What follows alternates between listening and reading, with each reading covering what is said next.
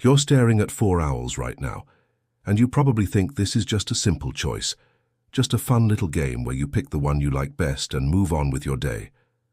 But what if I told you that the owl you choose, the one that your eyes were drawn to first, the one that made something inside you say yes, that one? What if that choice is revealing something you've been hiding from yourself, something buried so deep in your unconscious that you don't even realize it's controlling your decisions, your relationships, your entire way of moving through the world? Freud spent his life studying these moments, these seemingly innocent choices that are never really innocent at all, because, according to him, nothing you do is random. Nothing is just because. Every choice, every preference, this feels right without knowing why. All of it comes from a place inside you that you can't see. A place that's been shaped by experiences you've forgotten, by wounds you've buried, by desires you've never allowed yourself to acknowledge.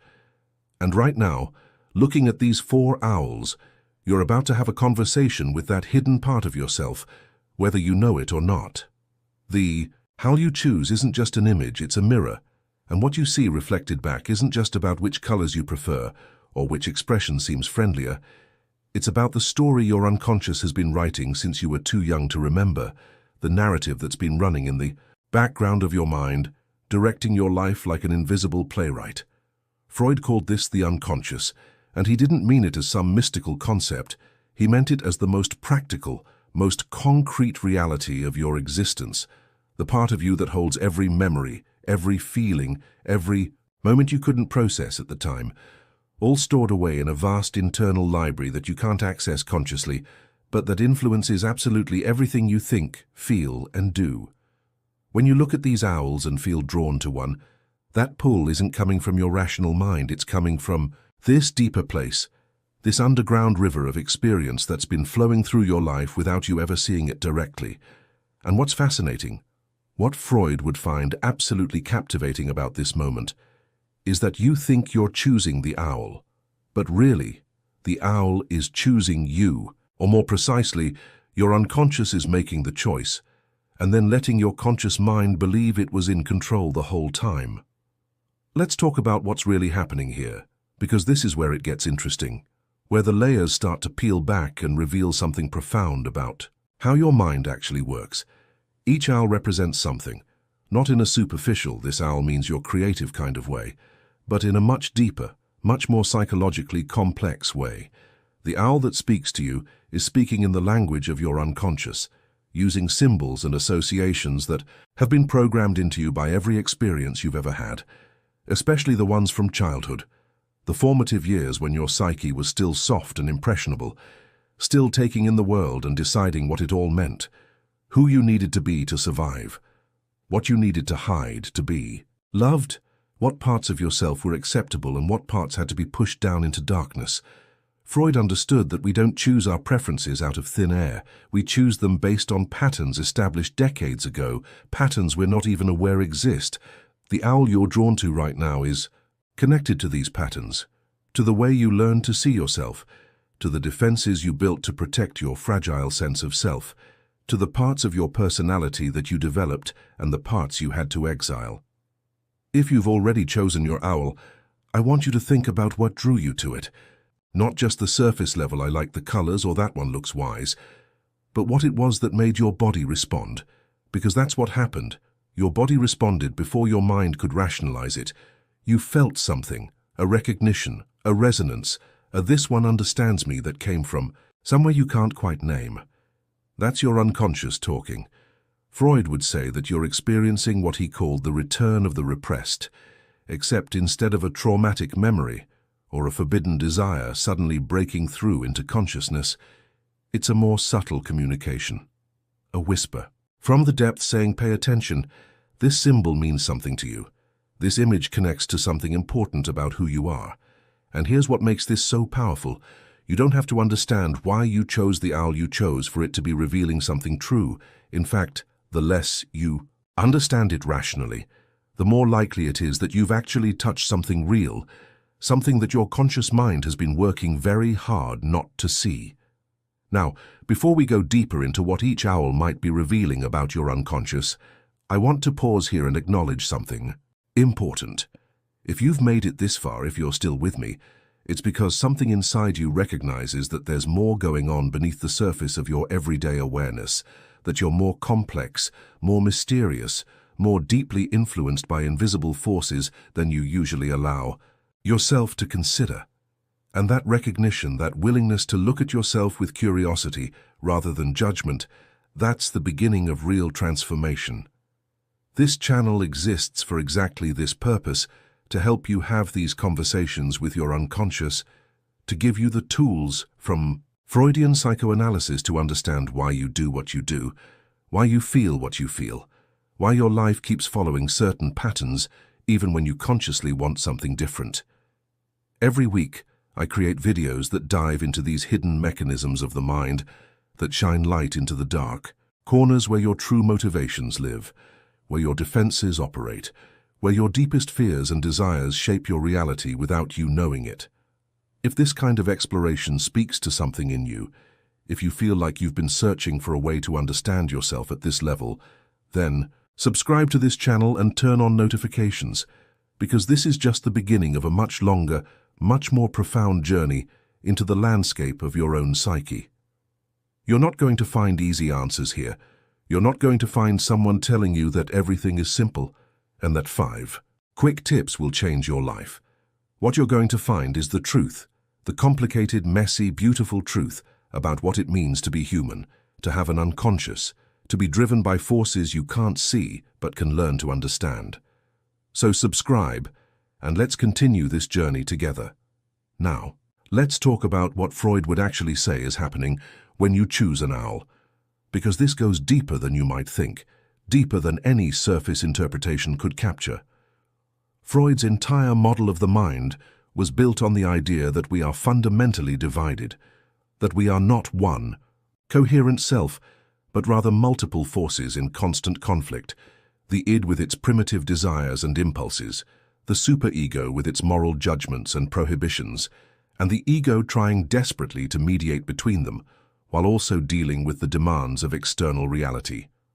Every choice you make, including which owl you select, is the result of this internal negotiation, this compromise formation, where different parts of your psyche are pulling you in different directions, and what emerges into consciousness as your choice is actually a symbolic resolution of that conflict. The owl you picked isn't just revealing one thing about you, it's revealing the entire architecture of your psychological defenses, the way you manage anxiety, the way you protect yourself from truths you're not ready to face, the way you balance your need for expression with your fear of being seen too clearly. Think about the owl itself as a symbol, because Freud would insist that nothing is chosen arbitrarily. Every symbol carries meaning, every image resonates with something in your personal history or your collective unconscious. The owl has been a symbol of wisdom across cultures, but it's also a creature of the night, a predator that sees in darkness, that hunts when others sleep, that perceives what's hidden. When you choose an owl, you're choosing to identify with something that dwells in the realm of the unseen, that operates outside of daylight consciousness, that has access to knowledge others don't possess. Freud would recognize this immediately as a projection. You're seeing in the owl something you wish to see in yourself, or something you fear about yourself, and that's where the real revelation happens. Are you drawn to the owl because you identify with its wisdom, because you see yourself as someone who understands things others miss, who operates on a deeper level of awareness? Or are you drawn to it because you feel like an outsider, someone who exists in darkness while others live in light, someone who sees truths that isolate you? Or perhaps you're drawn to the owl because it represents a part of yourself you've disowned, the part that's sharp, that's predatory, that takes what it needs without apology, the part your superego has been suppressing because it doesn't fit with your image of who you should be. Each specific owl in this image carries its own constellation of associations, its own unique way of representing different aspects of the psyche, different defense mechanisms, different ways of being in the world. If you chose the first owl, the one that might appear more vibrant, more colorful, more openly expressive, Freud might suggest, you're someone whose unconscious is pushing for more self-expression, for permission to be seen, for acknowledgement of the parts of yourself you usually keep hidden behind a more acceptable facade. This could indicate that your primary defense mechanism is repression, that you've been holding back your true feelings, your true desires, your true nature, because somewhere along the line you learned that being fully yourself was dangerous, that it brought rejection or criticism or abandonment.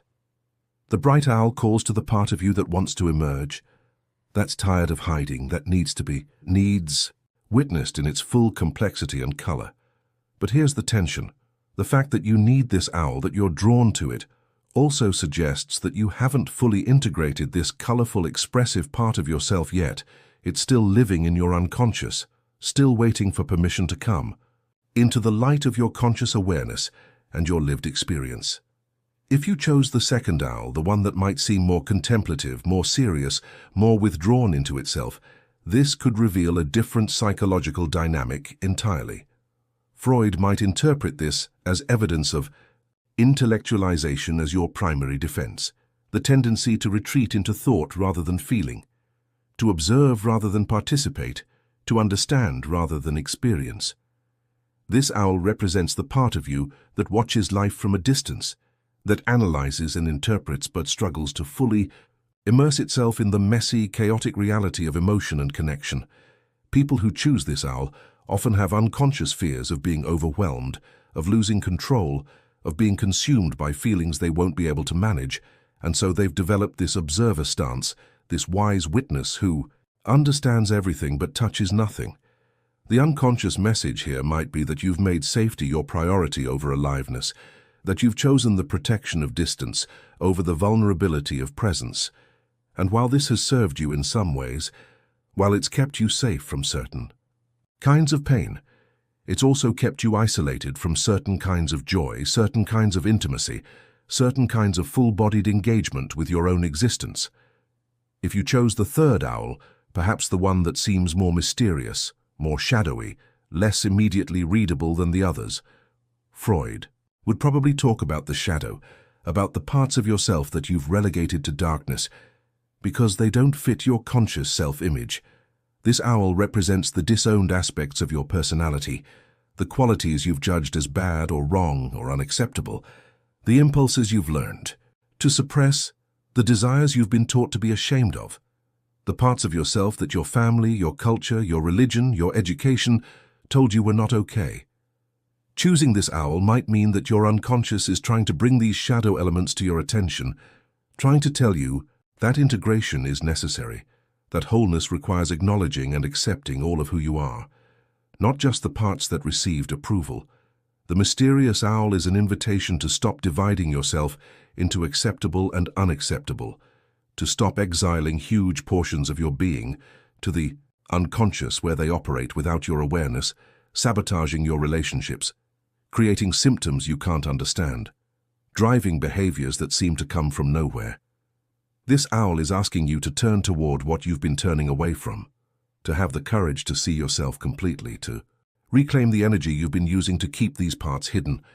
And if you chose the fourth owl, the one that might appear more grounded, more solid, more present in a calm and stable way, this could indicate that your unconscious is seeking or expressing a need for security, for rootedness, for a sense of being okay exactly as you are without needing to prove anything or become anything different. Freud might see this choice as reflecting the ego's desire for synthesis, for peace in the constant war between ID and superego, for a moment of just being, rather than always becoming. This owl represents the part of you that's tired of striving, tired of performing, tired of being driven by unconscious compulsions toward goals you're not even sure you chose. It's the part that wants to rest, that wants to stop fleeing from anxiety, and instead sit with it, metabolize it, transform it into something else. If this is your owl, your unconscious might be telling you that you've been living in survival mode for too long, that your nervous system has been in a state of chronic activation, that you need to give yourself permission to feel safe, to believe that you don't have to constantly be on guard against threats that may not even exist anymore. Here's what's crucial to understand, and this is where Freud's genius really shines through. The owl you chose is both revealing who you are right now and who you're trying to become. It's showing you the tension point in your psychological development, the place where your unconscious is pushing for growth, for integration, for resolution of old conflicts. Your psyche is always moving toward wholeness, always trying to bring unconscious material into consciousness, always attempting to heal the splits and fragmentations that trauma and socialization have created. The owl is a messenger from that deeper intelligence, from the part of you that knows exactly what you need, even when your conscious mind is completely lost.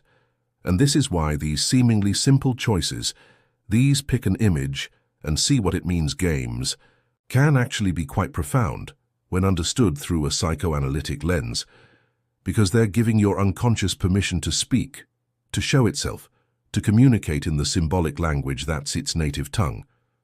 But here's where I need to address something important, something Freud would insist on if he were here. The interpretation of your owl choice is not meant to be a fixed verdict on who you are. It's meant to be a starting point for inquiry, for self-exploration, for curiosity about your own depths. The worst thing you could do is take this interpretation and turn it into another rigid identity, another label to limit yourself with, another way of saying this is who I am and this is all I'll ever be. That's not how the unconscious works. That's not how growth happens. Your unconscious is fluid. It's dynamic. It's constantly shifting and reorganizing itself based on new experiences, new insights, new integrations of previously split-off material. The owl you chose today might be different from the owl you would have chosen a year ago, or the owl you'll choose a year from now, because you are not a static entity. You're a process, a becoming, a constant dance between past and present, between who you were and who you're evolving into. So what do you do with this information, with this glimpse into your unconscious that choosing an owl has provided? Freud would say the work is just beginning, because awareness is only the first step. Insight alone doesn't create change. You have to take what you've learned and actually engage with it, sit with it, let it work on you. If your owl revealed something about repression, your work is to start noticing where you hold back, where you suppress your true feelings, where you perform acceptability instead of expressing authenticity. If your owl revealed intellectualization, your work is to practice dropping from your head into your body, to feel instead of think, to be present to sensation and emotion without immediately trying to understand or explain it. If your owl revealed shadow material, your work is to courageously turn toward what you've been avoiding, to acknowledge the parts of yourself you've judged, to have compassion for the wholeness of your being, including the parts you've been taught to hate.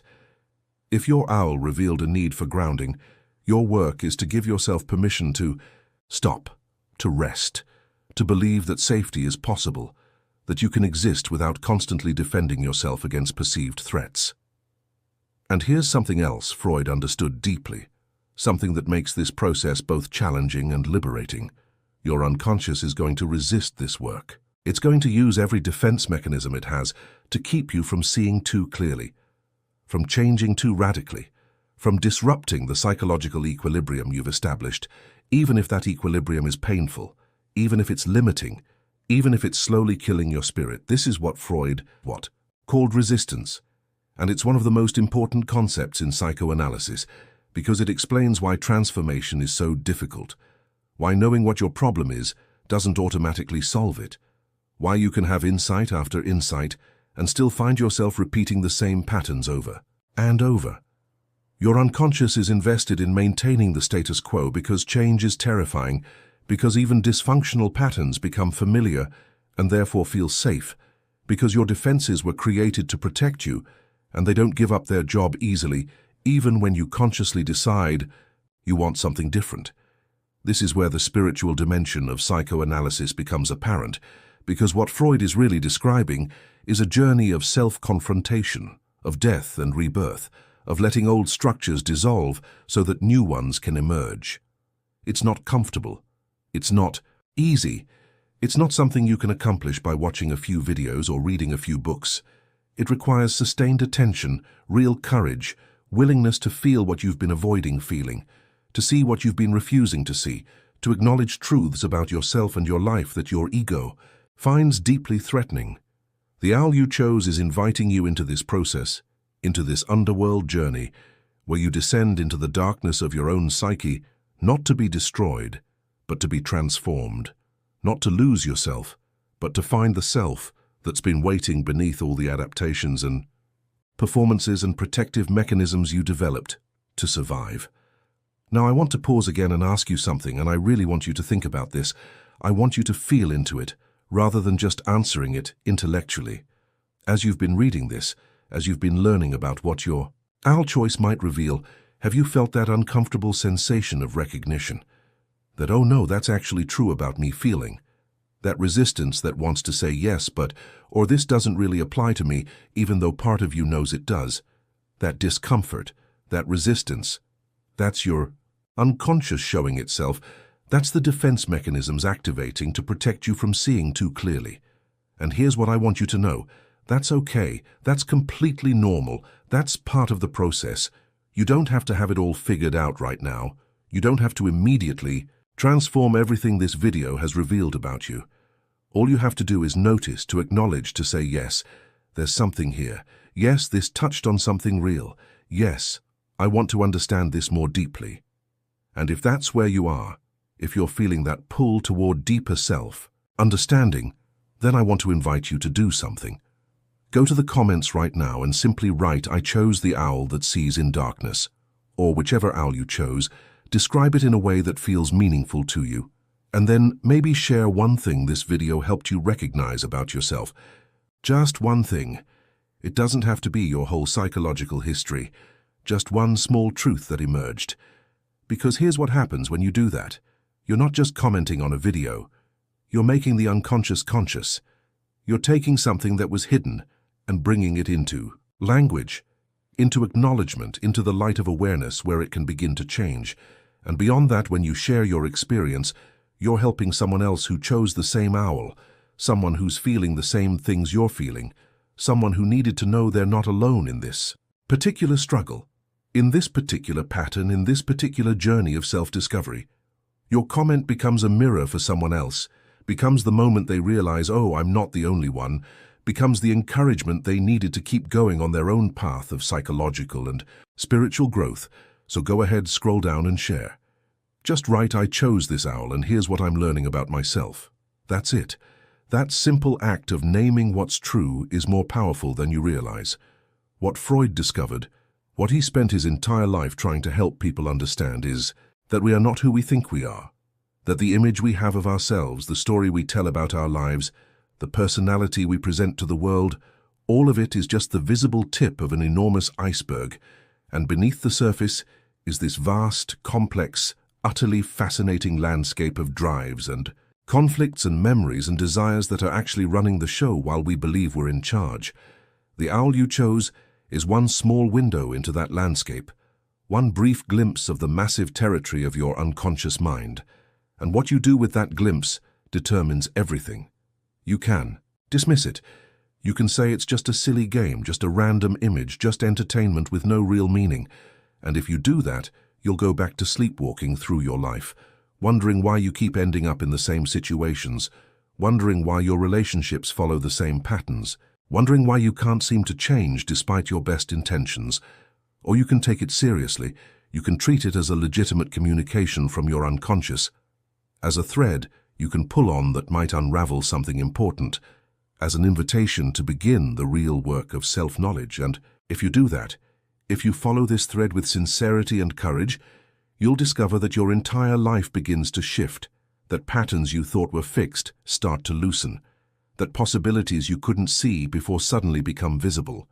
This is what happens when you bring the unconscious into consciousness, when you shine light into the dark corners of your psyche, when you stop running from yourself and instead turn toward yourself with compassion and curiosity. You don't become perfect, you don't solve all your problems, you don't transcend being human, but you do become more whole, more integrated, more authentic, more alive. You stop being driven by forces you don't understand and start making choices from a place of actual awareness. You stop repeating the past and start creating something new. You stop being at war with yourself and start moving toward an internal peace that doesn't require you to exile or deny any part of who you are. This is the promise of psychoanalysis, the promise of depth psychology, the promise of any genuine spiritual path that takes the unconscious seriously, and it's available to you right now, starting with something as simple as which owl caught your eye, which image spoke to something in you that needed to be heard. The four owls are still there, still watching you with their penetrating gaze, still holding the secrets of your unconscious in their symbolic forms. But now you're watching back. Now you're beginning to see what they see. Now you're learning the language they speak. And this is just the beginning. Every interaction you have, every choice you make, every pattern that repeats in your life is another owl, another messenger from the depths, another opportunity to learn what your unconscious is trying so desperately to tell you. Freud gave us the tools to decode these messages, to understand the symbolism, to recognize the defenses, to trace the symptoms back to their source. And the more you practice using these tools, the more fluent you become in the language of your own depths. The more you stop being a stranger to yourself and start being someone who actually knows who they are. Not just the surface version, not just the persona, but the whole complicated, beautiful, terrifying, magnificent truth of your being. So look at your owl one more time. Really look at it. See it not as a random image, but as a sacred text, as a dream your unconscious created just for you, as a map to territory you haven't yet explored. Thank it for showing itself to you, for being willing to reveal what needs to be revealed, for trusting that you're ready to see what it has to show. And then take the next step, whatever that step is for you. Maybe it's therapy, maybe it's journaling, maybe it's meditation, maybe it's simply paying more attention to your dreams, your slips of the tongue, your recurring patterns, your mysterious resistance to certain changes. Maybe it's subscribing to this channel and continuing to learn about the unconscious, about psychoanalysis, about the profound journey of becoming conscious of what has been unconscious. Whatever your next step is, take it. Don't let this moment of insight fade back into the unconscious. Don't let the resistance win. Don't let the defenses close back around the brief opening that's happened here. Stay with it, follow it, see where it leads. Your unconscious has been trying to speak to you your whole life, and now, finally, you're beginning to listen.